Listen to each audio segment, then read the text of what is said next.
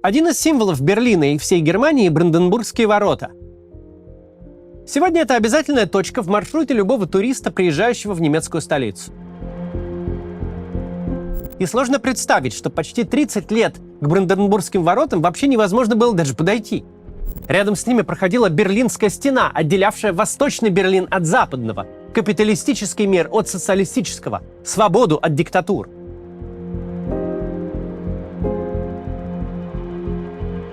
Сотни людей погибли, пытаясь преодолеть это сооружение. Вечером 5 февраля 1989 года с восточной стороны к Берлинской стене пришли два юноши – Крис Гефрой и Кристиан Гауден. Оба они подрабатывали официантами в ресторане, обслуживая в том числе и западных туристов. И потому они прекрасно понимали, насколько жизнь в свободных странах отличается от жизни в ГДР, где жили они. 20-летний Гефрой был талантливым гимнастом и надеялся, что отличная физическая подготовка поможет ему преодолеть Берлинскую стену. Друзья перелезли через внутреннюю часть пограничного комплекса и оказались на полосе препятствий. Они не знали, что сработала сигнализация. Через несколько минут прибыли пограничники ГДР и открыли по нарушителям огонь. Гефрой был убит на месте, став последним человеком, застреленным при попытке бежать через стену. Гауден получил ранение и был арестован. Репортаж об этой трагедии вышел в западно-германских СМИ, заставив многих задуматься, как это возможно, что в 1989 году в центре крупного европейского города военные имеют право стрелять по безоружным людям, получая за это награды и повышение по службе. Когда уже это закончится? Тогда казалось, что очень нескоро. Но казавшаяся вечной Берлинская стена, ставшая смертельным препятствием на пути к свободе для Криса Гефроя, падет меньше, чем через год.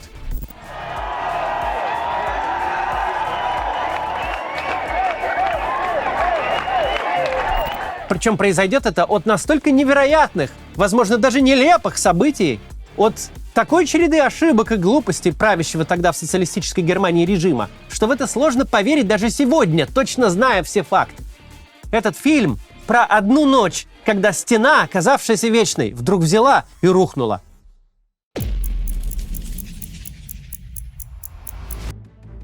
Стена в Берлине появилась в августе 1961 года. Это был ответ коммунистического руководства Восточной Германии на совершенно уникальную ситуацию. В результате послевоенного разделения Германии в самом центре ГДР оказался Западный Берлин, остров капитализма, куда можно было попасть, просто сев на трамвай или перейдя через улицу. И очень многие так и делали. С 49 по 61 год из ГДР бежало 3,5 миллиона человек, то есть каждый пятый житель. Чтобы положить этому конец, власти решили построить антифашистский вал, как социалистическая пропаганда называла Берлинскую стену. Бежать через это массивное бетонное сооружение с колючей проволокой и полосой препятствий было крайне сложно, хотя делать это пытались очень многие. Одним из первых был 19-летний пограничник Конрад Шуман, который надзирал за строительством стены. 2 дня он наблюдал, как она строится, а потом не выдержал, перепрыгнул через колючую проволоку и оказался в Западном Берлине.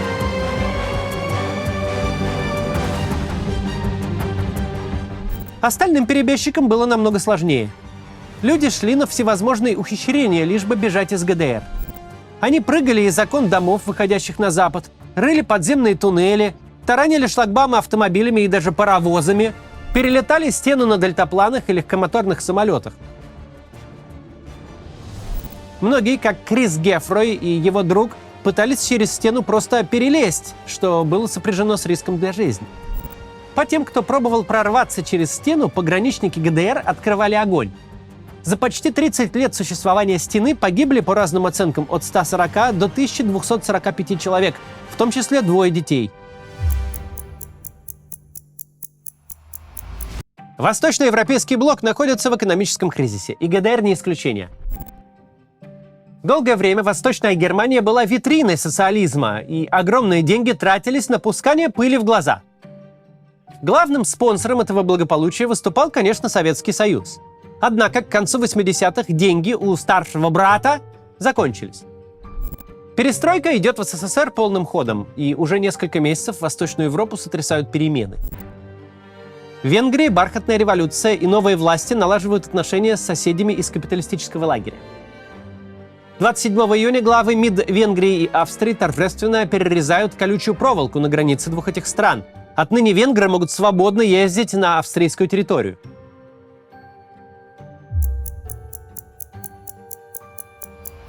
Венгрия, как и ГДР, входила в Варшавский блок. Жители Восточной Германии могли свободно въезжать в эту страну. Многие проводили там отпуск. Между Берлином и Будапештом существовал договор. Венгерские власти обязывались не помогать восточным немцам перебираться в Австрию без разрешения. Но ситуация начала резко меняться.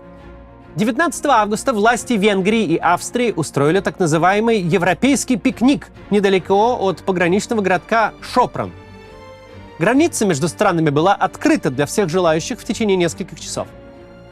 Этим окном на запад воспользовались 600 жителей ГДР. Венгры, нарушая договор, не просто не препятствовали, но даже предоставили беженцам автобусы. У власти в ГДР находился Эрик Хонекер, чья политическая карьера началась еще во время Сталина. Твердолобый коммунист, он не допускал никаких послаблений режима, и сейчас он был в ярости.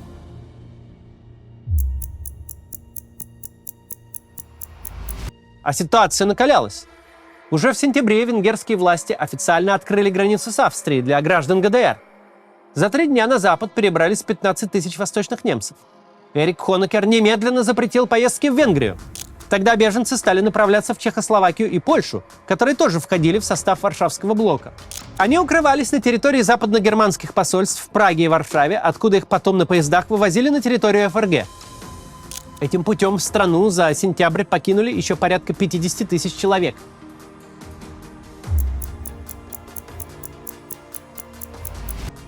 Третьего октября Политбюро Компартии ГДР принимает решение полностью закрыть границы страны. Теперь для их пересечения даже при поездках в соцлагерь нужно будет получить особое разрешение, которое получить обычному человеку практически невозможно.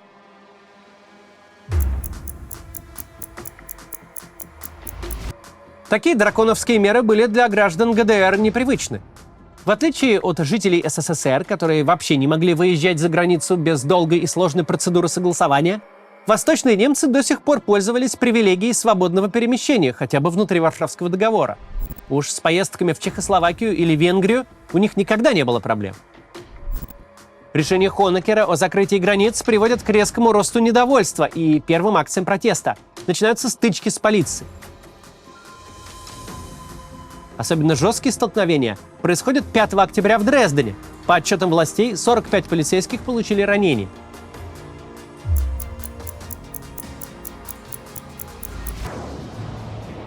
В Восточном Берлине торжественно отмечают 40-летие со дня образования ГДР.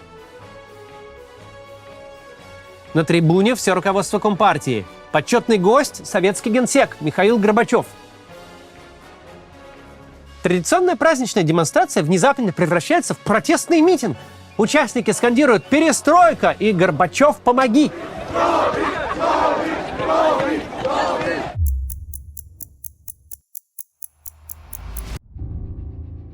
С сентября во втором по величине городе ГДР Лейпциге каждый понедельник проходят мирные демонстрации протеста.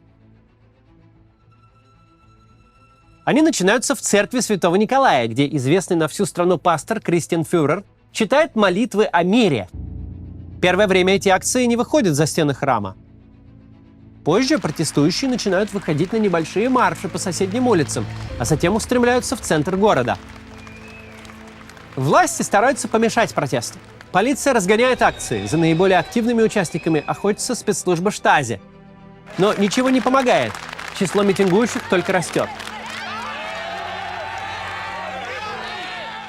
9 октября на улице Лейпцига выходит 70 тысяч человек. На улицах техника и солдаты, готовые применить силу.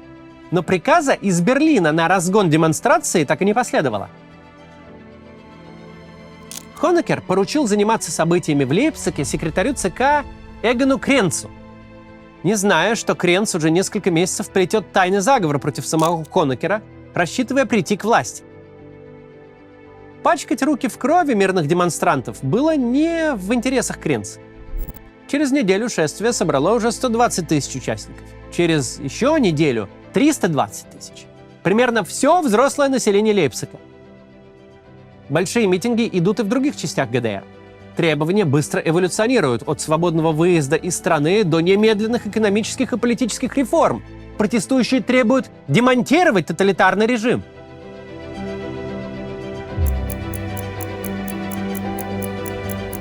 Протест становится массовым. Экономика в кризисе. Руководство Восточно-германской компартии решает отправить Хонекера в отставку. Новым лидером ГДР становится Эгон Кренц. Он политик совсем другого поколения, чем Хонекер. Он родился в 1937 году, Вторую мировую застал лишь ребенком. Будучи выходцем из небогатой семьи, Кренц на полную катушку использовал социальные лифты, работавшие в коммунистических странах для людей, которые исповедовали правильную идеологию. В 46 лет он пробился в политбюро правящей партии. Первым же делом после отстранения Хонекера Кренц летит в Москву за помощью к Горбачеву, но тот охлаждает его пыл. Публично советский генсек произносит все необходимые слова о поддержке и вечной дружбе СССР и ГДР. Кулуарно же дает понять: денег нет и не будет. Но вы держитесь там. Помощи в подавлении протестов тоже не будет.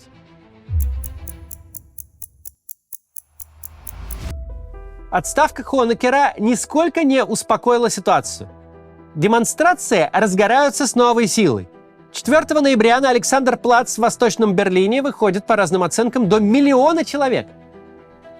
У правительства уже нет и мысли разгонять толпу. Наоборот, они пытаются действовать по принципу «если не можешь противостоять, возглавь».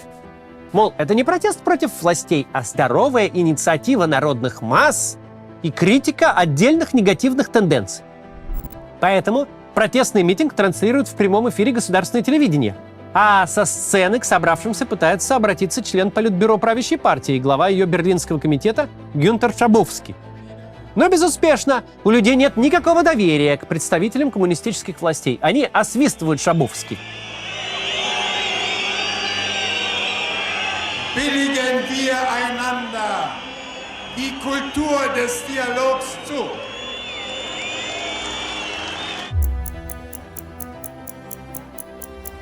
Протест нарастает. Не в силах хоть как-то ему противостоять, руководство Восточно-германской компартии решает пойти на уступки. 6 ноября начинается разработка проекта нового закона о выезде за границу. Опубликованный в тот же день черновик оказывается невнятным и полным оговорок. Предполагается, что желающие совершить заграничную поездку должны будут подавать специальную заявку, которую власти могут рассматривать до 30 дней и имеют право отклонить без особых объяснений. В таком виде законопроект не может удовлетворить протестующих, чьи интересы уже зашли намного дальше права беспрепятственного выезда в Венгрию. На одном из митингов впервые звучат слова: «Нам не нужен этот закон, нам нужно убрать стену». Дни Берлинской стены, главного символа холодной войны, сочтены.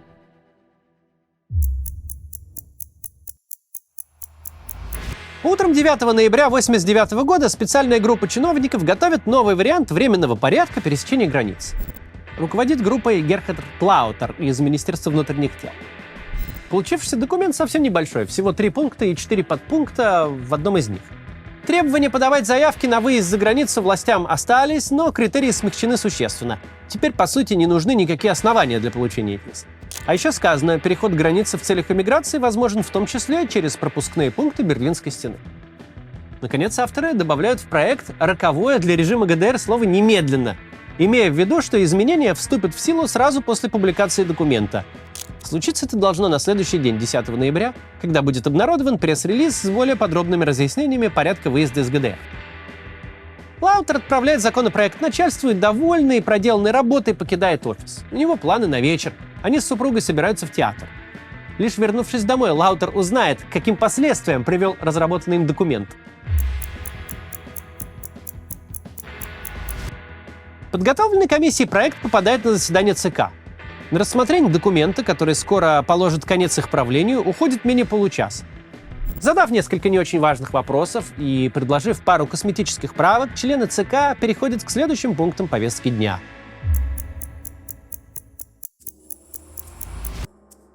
Начинается пресс-конференция Гюнтера Шабовски. Того самого партийного деятеля, которого 4 днями ранее освистали участники митинга на Александр-Плац. Накануне Шабовский был назначен секретарем по вопросам информации, то есть кем-то вроде пресс-секретаря главы партии. И теперь ему приходится держать ответ перед журналистами. Даже по вопросам, в которых он мало что понимает.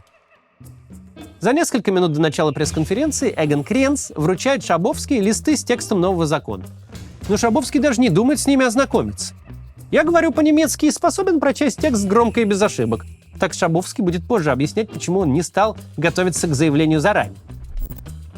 Выступление Шабовский транслируют в прямом теле- и радиоэфире по всей ГДР. Пресс-конференция идет довольно обыденно. Один из участников мероприятия даже назовет ее откровенно скучной.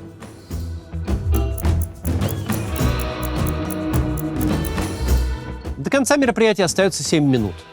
Вдруг итальянский журналист задает Шабовский непростой, но, казалось бы, закономерный вопрос. Считает ли он ошибкой проект закона о выезде за границу, опубликованный 6 ноября? То есть тот вариант, который не устроил протестующих. Сначала Шабовский пускается в длинные рассуждения, бессмысленные, как и вся пресс-конференция. Но потом внезапно заявляет, что подготовлен новый проект. Он достает бумаги и вслух зачитывает несколько отрывков, где четким немецким языком сказано: «Граждане ГДР имеют право покидать территорию страны по собственному усмотрению без подтверждения причин поездки или наличия родственников за рубежом». Все потрясены. Один из журналистов спрашивает, когда же вступит в силу новый закон? В документе, как мы помним, указано, что 10 ноября должен выйти пресс-релиз. То есть, по логике авторов, начиная с завтрашнего дня, граждане смогут подавать заявки на визы и получать их быстро и без лишних придирок, может быть. Но Шабовский-то этого не знает. Он документ не читал. Он растерянно листает бумаги, чтобы понять, что же там такое. И тут его взгляд цепляется за слово «немедленно» — «ab sofort», с которого начинается второй пункт проекта. Das tritt nach meiner Kenntnis ist das sofort. Unverzüglich. Касается ли это Западного Берлина, спрашивают ошарашенные журналисты. Шабовский понятия не имеет. Он еще раз пробегает глазами по документу, который он раньше не видел, и видит там слова «Западный Берлин», которые в проекте упоминаются лишь как направление для постоянной иммиграции. Но Шабовский с уверенным видом отвечает: да, это относится и к Западному Берлину тоже. Also doch ständige Ausdrücke können über alle Grenzübergangsstellen der DDR zur BRD bzw. zu Berlin-West erfolgen.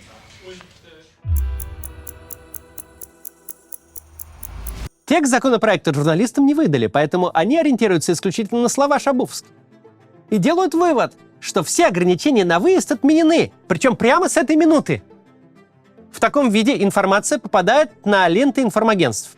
В 19:04 западно-германская ДПА пишет, что начиная с этого момента граждане ГДР имеют право беспрепятственно въезжать на территорию ФРГ.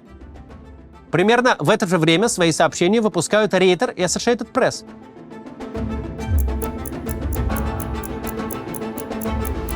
В 19:17 о новом законе в прямом эфире сообщают ведущие вечернего выпуска новостей на телеканале ЦДФ. В 8 вечера закон становится главной темой итоговой новостной программы «Tagesschau» на телеканале АРД. Это телеканалы ФРГ, но они вещают на всю территорию Германии, и их смотрят в том числе и жители ГДР. Доверие к западно-германским СМИ у ГДРовцев намного выше, чем к своим.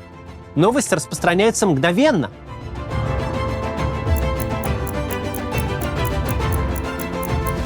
Пропускным пунктом на Борнхолмерштрассе в этот вечер командует подполковник штази Харальд Егер. Вся его жизнь была связана с Берлинской стеной. В 1961 году Егер, будучи рядовым солдатом срочной службы, принимал участие в строительстве стены. После демобилизации отучился на юриста и стал работать в паспортном контроле на КПП, дослужившись до должности замначальника отдела. Он был по-настоящему предан делу и верил, что Берлинская стена защищает планету от новой мировой войны. Пресс-конференцию Шабовский Егер смотрит в прямом эфире. После ее окончания он звонит дежурному старшему офицеру, полковнику Цигенхорну, с вопросом, какие будут указания. Вот только Цигенхорн и сам узнал о новом законе из телевизора, и никаких указаний у него нет.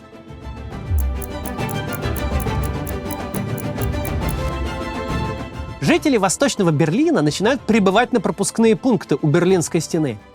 Они требуют немедленно пропустить их на запад, ссылаясь на заявление Шабовский.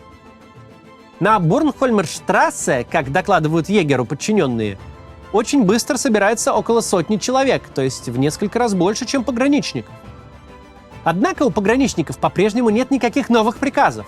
Они отгоняют тех, кто пытается проникнуть на КПП. На некоторых пропускных пунктах угрожают включить водометы. Но перспектива быть облитыми водой прохладным ноябрьским вечером никого не пугает. Людей становится больше, причем с обеих сторон стены. Жители Восточного и Западного Берлина в один голос скандируют: «Открывай!»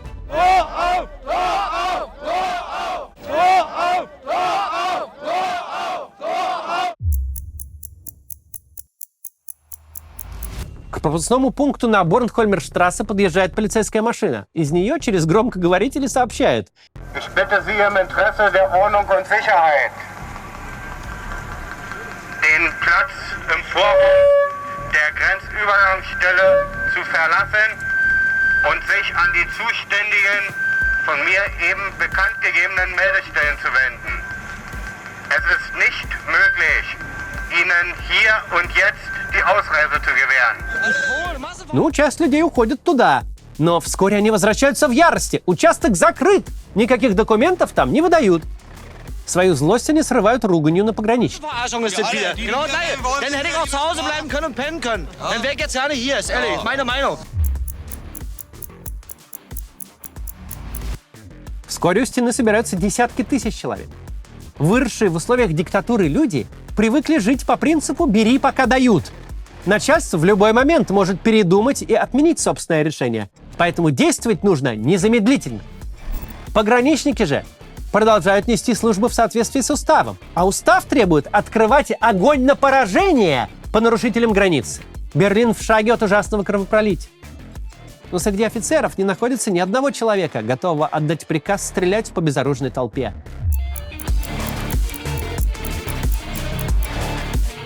Егер продолжает обрывать телефон своего командира, но тот ничем не может ему помочь. Он лишь предлагает пропускать через стену наиболее активных протестующих в индивидуальном порядке. Пограничники позволяют пересечь границу нескольким десяткам человек, забыв предупредить, что это дорога в один конец. Обратно-то их никто не пустит. Это лишь усугубляет положение. Некоторые из тех, кого выпустили в Западный Берлин, нагулявшись, хотят вернуться домой, где их ждут маленькие дети.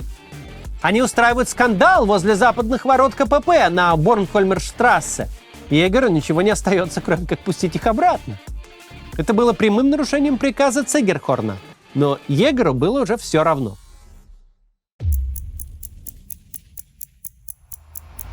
Егер в очередной раз звонит полковнику Цегенхормо и сообщает: ситуация стала критической, нужно немедленно принимать окончательное решение, как поступить. Цегенхорн, пытаясь успокоить подчиненного, связывается по громкой связи с командованием Штази, докладывает о происходящем на Борнхольмерштрассе и просит сообщить, что делать. Но в ответ один из высокопоставленных собеседников резко высказывается в адрес егера, обвиняя его в трусости и неспособности выполнить свою работу. Это переполняет чашу терпения егера. Он чувствует себя оскорбленным и преданным. Много лет он верой и правдой служил режиму, охраняя стену. А сейчас, столкнувшись с невообразимой ситуацией, в которой не было ни капли его вины, вместо помощи и поддержки слышит лишь крики и ругательства. Егер бросает трубку. Он выходит на улицу и дает своим сотрудникам команду: «Поднять шлагбаум!». Подполковник Егер, когда-то заложивший первые камни в основании Берлинской стены, становится ее разрушителем.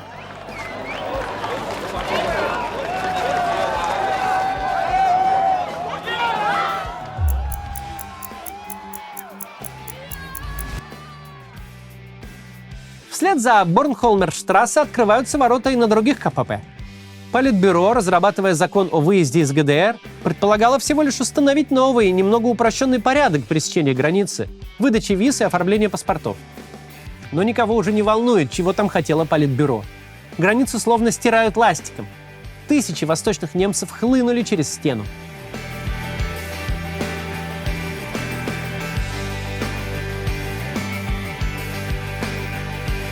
Мало кто в Берлине собирается спать.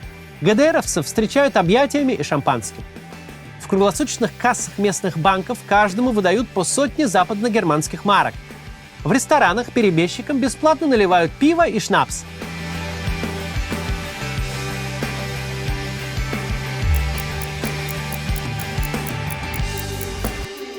В эйфории люди начинают залезать прямо на стену. Всего несколько часов назад подобная выходка могла стоить им жизни. А теперь они сидят наверху одного из самых охраняемых объектов мира, обнимаются со случайными соседями и поют песни.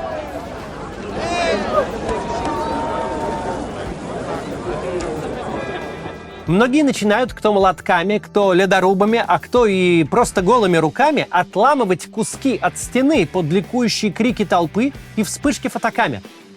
К утру в Берлинской стене будут проделаны десятки новых, так сказать, пропускных пунктов.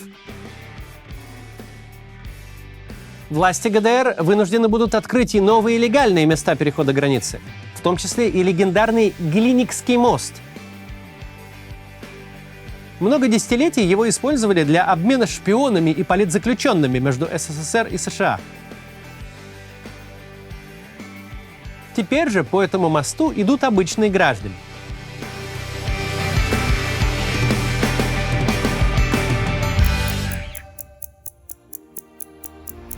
События в Берлине произошли так внезапно и развивались так стремительно, что к ним оказались совершенно не готовы вообще все политические лидеры. Канцлер ФРГ Гельмут Коль находился с визитом в Варшаве. Ему пришлось срочно прервать поездку и возвращаться домой. Американский лидер Джордж Буш следил за происходящим в прямом эфире телеканалов вместе с госсекретарем Джеймсом Бейкером. Они не предвидели столь стремительных перемен.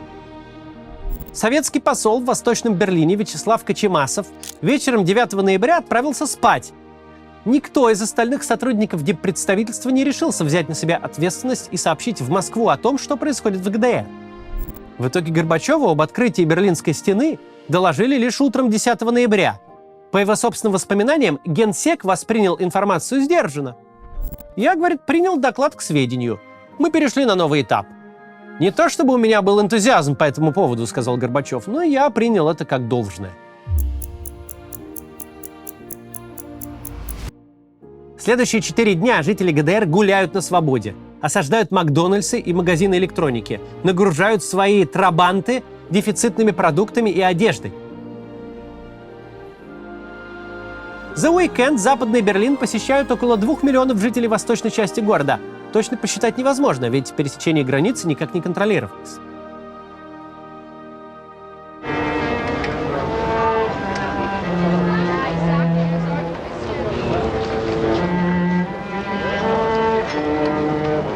Весь мир облетают кадры, на которых Мстислав Ростропович, музыкант и диссидент, изгнанный из СССР и лишенный советского гражданства в 70-х, играет возле разрушенной и разрисованной граффити Берлинской стены сюиту Баха. А на заднем фоне нескончаемым потоком идут люди.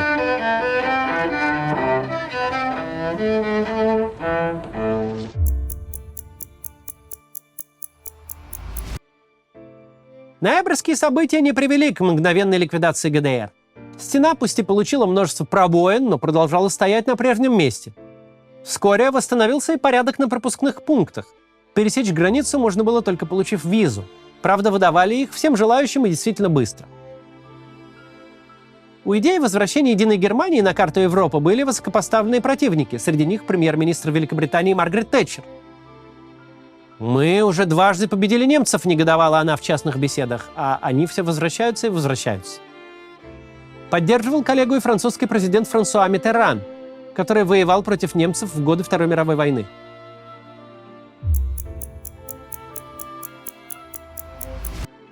Важным шагом на пути к объединению страны стали первые свободные парламентские выборы в ГДР, которые прошли 18 марта 1990 года. Большинство на них получили христианские демократы. Коммунистическое правление в Восточной Германии закончилось. Главой правительства стал лидер Христианско-демократического союза Лотар де Мезьер, совсем не профессиональный политик. В молодости он профессионально занимался музыкой и играл в Берлинском симфоническом оркестре, а затем много лет трудился юристом. Политическая карьера де Мезьера будет непродолжительной. Уже через полгода всплывут документы о его связях со Штази, и он уйдет в отставку. Вскоре после выборов правительство де Мезьера выпустило заявление, в котором говорилось: народ ГДР является частью единого немецкого народа, который снова должен быть вместе.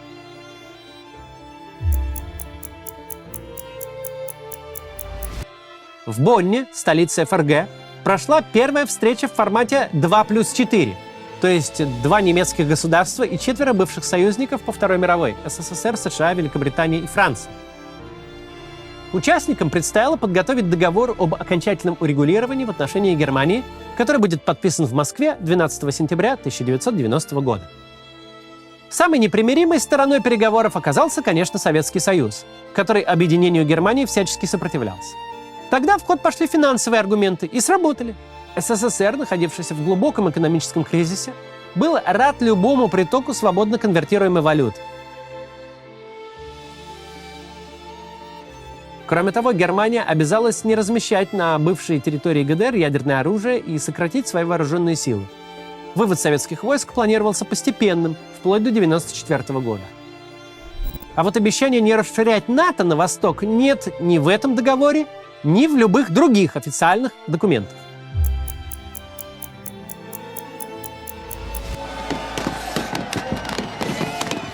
«3 октября ГДР перестала существовать, превратившись в 5 новых федеративных земель ФРГ. Десятки тысяч немцев праздновали это здесь, у Бранденбургских ворот, главного символа новой старой столицы.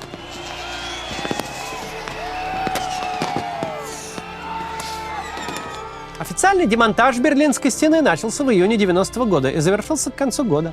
До наших дней сохранилось лишь несколько ее небольших участков, а также огромное количество обломков, продающихся в сувенирных лавках.